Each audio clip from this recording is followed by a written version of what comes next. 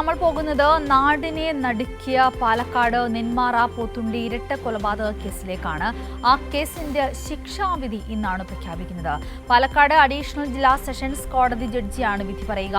2025 ജനുവരി 27-നാണ് കേസിലെ ഏക പ്രതിയായ ചെന്താമര ഇരട്ട കൊലപാതകം നടത്തിയത്. സന്തോഷ് സർലിംഗ് ഉണ്ട് വിവരങ്ങളുമായി നമ്മളോടൊപ്പം. Santhosh, good morning. ഒരു അക്ഷരാർത്ഥത്തിൽ നാടിനെ ആകെ ഞെട്ടലുളവാക്കിയ, നാടിനെ നടുക്കിയ ഒരു ദുരന്തമായിരുന്നു. 2 കൊലപാതകങ്ങൾ. ആദ്യം ഒരു കൊലപാതകം നടത്തി ശിക്ഷയെ അനുഭവിച്ചുകൊണ്ടിരിക്കുന്നതിനിടെ ജാമ്യത്തിലിറങ്ങി വീണ്ടും ആ വ്യക്തിയുടെ അമ്മയും ഹസ്ബൻഡിനെയും ഭർത്താവിനെയും വെട്ടിക്കൊലപ്പെടുത്തിയ കേസ് ആകെ. എന്നിട്ട് നമ്മളിപ്പോഴും ഓർക്കുന്നുണ്ട് ചെന്താമരയെ പിടികൂടാനായി നടത്തിയ തെരച്ചിലുമൊക്കെ.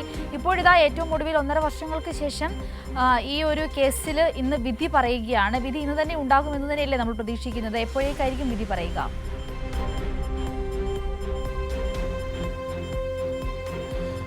Good morning Sinduri.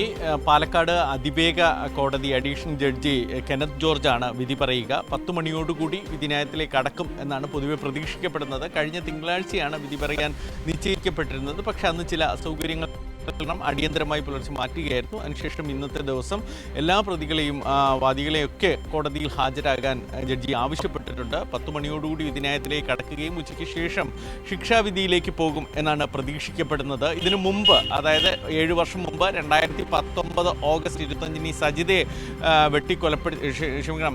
ജനുവരി 25-ന് ഈ സജിതയെ വെട്ടിക്കൊലപ്പെടുത്തിയ കേസിലും ഇതേ ജഡ്ജി തന്നെയാണ്, അതിവേഗ കോടതി ജഡ്ജി തന്നെയാണ് വിധി പറഞ്ഞത്. അന്ന് ഈ ചെന്താമരയുടെ മാനസിക പ്രശ്നങ്ങൾ, ഇഷ്യൂസിനെ കുറിച്ചൊക്കെ അദ്ദേഹം ചൂണ്ടിക്കാണിക്കുകയൊക്കെ ചെയ്തിരുന്നു. മറ്റു വലിയ പ്രശ്നങ്ങളൊന്നുമില്ല. പക്ഷേ ആ കൃത്യമായ ആസൂത്രണത്തോടു കൂടിയാണ് ഈ കൊലപാതകം നടത്തിയെന്ന് തന്നെയാണ് ജഡ്ജി വ്യക്തമാക്കിയത്. അതുകൊണ്ട് തന്നെ അതിനുശേഷം ഇപ്പോൾ നടന്ന ഈ ഇരട്ട കൊലപാതക കേസിൽ വിധി പറയുമ്പോൾ അതികഠിന ശിക്ഷ തന്നെ ലഭിക്കും എന്നാണ് പ്രോസിക്യൂഷൻ പ്രതീക്ഷിക്കുന്നത്. മാനസിക പ്രശ്നങ്ങളൊന്നുമില്ല എന്ന് തന്നെയാണ് ഇപ്പോഴും എല്ലാവരും കണ്ടെത്തിയിരിക്കുന്നതും ജഡ്ജിയും വാദിയും ഒക്കെ വാദത്തിനിടയിലൊക്കെ ചൂണ്ടിക്കാണിക്കപ്പെട്ടിരുന്നത്. അതുകൊണ്ട് തന്നെ ആ തരത്തിലുള്ള ലൂപ്പ് ഹോളിൽ രക്ഷപ്പെടാനുള്ള ഒരു സാധ്യതയും ചെന്താമരയ്ക്കില്ല എന്ന് പ്രോസിക്യൂഷൻ വ്യക്തമാക്കിയിട്ടുണ്ട്.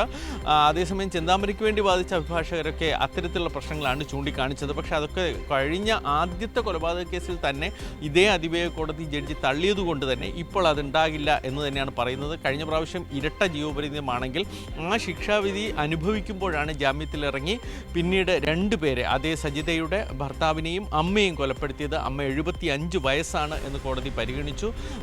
സുധാകരനാകട്ടെ 55 വയസ്സ്. അവരുടെ വീട്ടിൽ കയറിയാണ് കൊലപ്പെടുത്തി. അവരുടെ 2 മക്കൾ അനാഥരാകുകയും ചെയ്തു. ആ സാഹചര്യങ്ങളൊക്കെ കോടതി പരിഗണിച്ചിട്ടുണ്ട്. അതുകൊണ്ട് തന്നെ വധശിക്ഷയിൽ കുറഞ്ഞതൊന്നും പ്രതീക്ഷിക്കുന്നില്ല എന്നാണ് പ്രോസിക്യൂഷൻ പറഞ്ഞിരിക്കുന്നത്.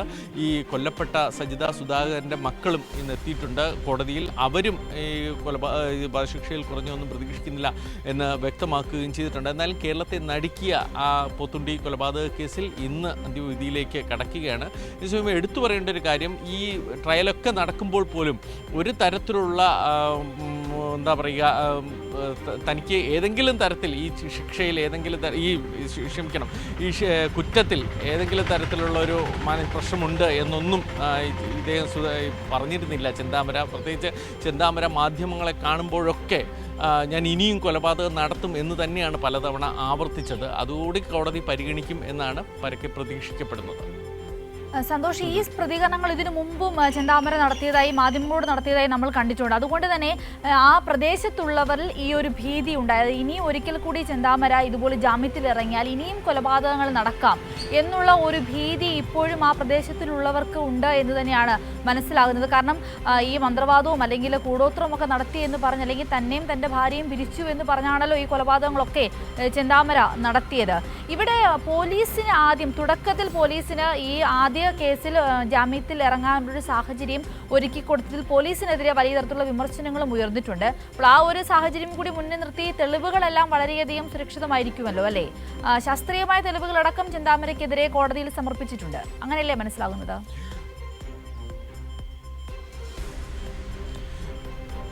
സിന്ദൂരി 82 സാക്ഷികളാണ് ഈ കേസിൽ വിസ്തരിച്ചത്. അതിൽ സിന്ദൂരി ചൂണ്ടിക്കാണിച്ചതുപോലെ അതിൽ പകുതിയിലേറെ പേരും ഇപ്പോഴും ഭയപ്പാടോടെ തന്നെയാണ് ജീവിക്കുന്നത്. ഏകദേശം 50ഓളം പേരാകട്ടെ അവിടെ നിന്ന് വീട് വിട്ട് മാറി തമിഴ്നാട്ടിലേക്ക് പോയിട്ടുണ്ട് എന്നാണ് വിവരം. പലരും ഈ കേസിൻ്റെ ഈ ട്രയൽ നടക്കുമ്പോൾ മാത്രമാണ് കോടതിയിലെത്തുന്നത്. പോത്തുണ്ടി എന്ന അവരുടെ സ്വദേശം വിട്ട് തമിഴ്നാട്ടിലേക്ക് കടന്ന് കോയമ്പത്തൂരിൻ്റെ പല ഭാഗങ്ങളിലാണ് ഇപ്പോൾ താമസിക്കുന്നത്. അവർ എവിടെയാണ് താമസിക്കുന്നതെന്ന് പോലും പുറത്തവർ പറയുന്നുമില്ല. കാരണം അവർക്കിപ്പോഴും ഈ ചെന്താമരയെ പേടിയാണ്. കാരണം ചെന്താമര ഇത്തരത്തിൽ ഏതെങ്കിലും തരത്തിൽ ജാമ്യം കിട്ടി പുറത്തിറങ്ങിയാൽ ഒരു സംരക്ഷണവും പോലീസിൻ്റെ ഭാഗത്തു നിന്ന് ലഭ്യമാകില്ല എന്ന് അവർ തന്നെ വീണ്ടും വീണ്ടും പറയും. നമ്മൾ അതിനുശേഷം മാധ്യമങ്ങൾ ആ പ്രദേശത്ത് പോകുമ്പോഴും ആ ഭീതി അവർ പലതവണ ആവർത്തിക്കുകയും ചെയ്യുന്നുണ്ട്. ഈ കേസിൽ വലിയൊരു വീഴ്ച വന്നത് പോലീസിൻ്റെ ഭാഗത്തു നിന്നാണ്. അത് ഈ ട്രയൽ നടക്കുമ്പോഴൊക്കെ കോടതി പല ഘട്ടത്തിൽ എടുത്തു പറഞ്ഞതാണ്. കാരണം ഈ അതിവേഗ കോടതിയുടെ ഓരോ സെക്ഷനും ആദ്യത്തെ ഈ ശിക്ഷാവിധി കഴിഞ്ഞതിന് ശേഷം ശിക്ഷ വിധിച്ച് ജാമ്യത്തിൽ ഇറങ്ങിയ ആൾക്ക് ആ ജാമ്യ ഹർജിയിൽ തന്നെ പറഞ്ഞിട്ടുണ്ട് ഒരു കാരണവശാലും സ്വന്തം പ്രദേശത്ത് പോകാൻ പാടില്ല. ചെന്താമര അവിടെ പോവുകയും അവിടെ താമസിക്കുകയും ചെയ്യുകയാണ് എന്ന് അയൽവാസികൾ പോലീസിനെ വിളിച്ച് അറിയിക്കുകയൊക്കെ ചെയ്തിട്ടുണ്ട്. അവിടുത്തെ സാമൂഹ്യ രാഷ്ട്രീയ പ്രവർത്തകരും ഇക്കാര്യം പോലീസിനെ അറിയിക്കുകയും ചെയ്തിട്ടുണ്ട്. പക്ഷേ എന്നിട്ട് പോലും പോലീസ് സ്റ്റേഷനിലേക്ക് വിളിച്ചൊരു ചെറിയ വാണിംഗ് നൽകി തിരികെ മടക്കി അയക്കുകയാണ് ചെയ്തത്. അതും കോടതി വളരെ ഗൗരവത്തോടു കൂടി തന്നെയാണ് എടുത്തിട്ടുണ്ട്. അതുകൊണ്ട് തന്നെ അക്കാലത്ത് സ്റ്റേഷൻ്റെ ചുമതലയുള്ള ഉദ്യോഗസ്ഥരെക്കുറിച്ചുള്ള പരാമർശങ്ങൾ ഇന്നത്തെ ജഡ്ജ്മെൻറ്റിൽ ഉണ്ടാകും എന്ന് പ്രതീക്ഷിക്കപ്പെടുന്നുണ്ട്. അവർക്കും ഏതെങ്കിലും തരത്തിൽ കോടതി നൽകുമോ എന്നാണ് എല്ലാവരും ഉറ്റുനോക്കുന്നത്. അതാണ് ഇതിലൊരു പ്രധാനപ്പെട്ട ഒരു കാരണം. കാരണം ഒരു കൊലപാതകം കഴിഞ്ഞതിന് ശേഷവും പിന്നീട് അത് ആവർത്തിക്കാൻ പ്രതിക്ക് സാഹചര്യം ഒരുക്കുന്നു എന്നതാണ് ഇവിടുത്തെ ഒരു പ്രധാനപ്പെട്ട പ്രശ്നം എന്ന് പറയുന്നത്. ഈ ചെന്താമരയാകട്ടെ പ്രത്യേക രീതിയിലാണ് പെരുമാറുന്നത് പോലും ആ നാട്ടിൽ. ഈ പറഞ്ഞ പോലെ ഏതെങ്കിലും ഈ ഗൂഢോത്രം അടക്കമുള്ളവയിൽ വിശ്വസിക്കുകയും ചെയ്തിരുന്നു. അതുകൊണ്ടാണ് സ്വന്തം ഭാര്യ പിണങ്ങിപ്പോയത്. അത് കുടുംബ പ്രശ്നങ്ങൾ കാരണമാണ് എന്നൊക്കെ എല്ലാവർക്കും അറിയാവുന്നതാണ്. പക്ഷേ ആ പിണങ്ങിപ്പോകുന്നതിന് പിന്നിൽ ഈ സജിതയും കുടുംബവും നടത്തിയ കൂടോത്രമാണ് എന്ന് ഉറച്ചു വിശ്വസിക്കുന്നു. ഇപ്പോഴും ആ വിശ്വാസത്തിൽ തന്നെയാണ് ചെന്താമര മുന്നോട്ട് പോകുന്നത്. അതുകൊണ്ട് തന്നെ അതിനുശേഷം പലരും വന്ന് തെളിവ് നൽകുമ്പോൾ ട്രയൽ കോടതിയിൽ ഈ തെളിവൊക്കെ പറയുമ്പോൾ അവർക്കെതിരെ പോലും ആക്രോശിക്കുകയാണ് ചെന്താമര. അവരുടെ ജീവന് പോലും ഭീഷണിയാവുന്ന തരത്തിലാണ് മാധ്യമങ്ങൾ ഇപ്പോഴും കാണുകയൊക്കെ ചെയ്യുന്നത്. കാരണം ഈ കോടതിയിലേക്ക് പോകുമ്പോഴൊക്കെ മൈക്ക് നീട്ടുന്ന യൂട്യൂബുകൾക്ക് മുമ്പിലൊക്കെ ചെന്താമര വീണ്ടും താൻ ഈ കുറ്റം ആവർത്തിക്കുന്നു തന്നെയാണ് പറയുന്നത്.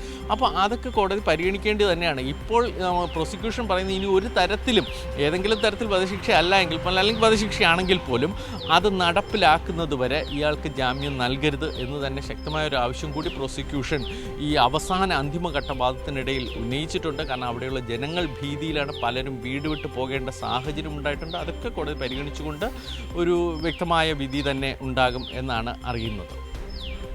ശരി സന്തോഷ്, എന്തായാലും സന്തോഷ് പറഞ്ഞതുപോലെ തന്നെ വളരെ വലിയ തരത്തിലുള്ള കൊള്ളക്കങ്ങൾ സൃഷ്ടിച്ച ഒരു കേസാണ് ഇന്ന് വിധി പറയുവാൻ വേണ്ടി പോകുന്നത്. അപ്പോൾ ഏറ്റവും വലിയ ശിക്ഷ തന്നെ ഈ ചെന്താമരയ്ക്ക് നൽകണം. ആ ശിക്ഷ നടപ്പാകുന്നത് വരെ ജാമ്യം കൊടുത്ത് പുറത്തിറങ്ങാനുള്ള സാഹചര്യം ഒരുക്കരുത്. അങ്ങനെ ഒരുക്കിയാൽ വീണ്ടും കൊലപാതകങ്ങൾ ഉണ്ടാകാനുള്ള ഒരു സാധ്യതയുണ്ട് തുടങ്ങിയ കാര്യങ്ങളൊക്കെ പ്രോസിക്യൂഷൻ ശക്തമായി കോടതിയെ അറിയിച്ചിട്ടുണ്ട് എന്ന് തന്നെയാണ് നമ്മൾ മനസ്സിലാക്കുന്നത്. എന്തായാലും ചെന്താമരയുടെ കേസിൽ വിധി എന്താണെന്ന് ഇന്ന് ഉച്ചയ്ക്ക് ശേഷം അറിയുവാൻ സാധിക്കും. സന്തോഷ് സർലിംഗാണ് വിവരങ്ങൾ പങ്കുവച്ചത്.